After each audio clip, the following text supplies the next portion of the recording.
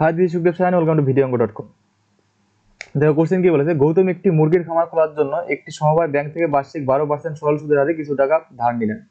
প্রত্যেক মাসে তাকে 378 টাকা সুদ দিতে হয়। তিনি কত টাকা ধার নিয়ে দিলেন? দেখো এখানে দেওয়া কি আছে, সুদের হার,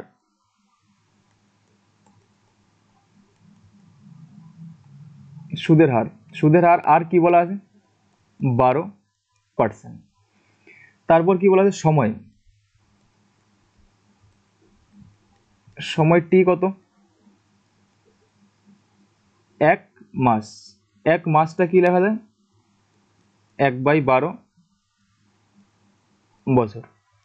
তারপর কি বলেছে, মোট সুদ আই কি বলা আছে, আয়ের মান কি বলা আছে 378 টাকা। কি বের করতে কি বলেছে, আসল পি সমান কত হবে। সুতরাং পি কত আসবে, পি সমান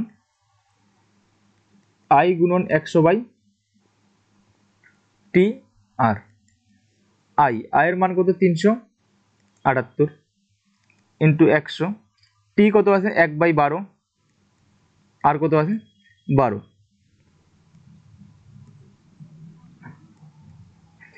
12 কাটলে পি এর মান কত আসবে 37800, 37,800 টাকা। 37,800 টাকা।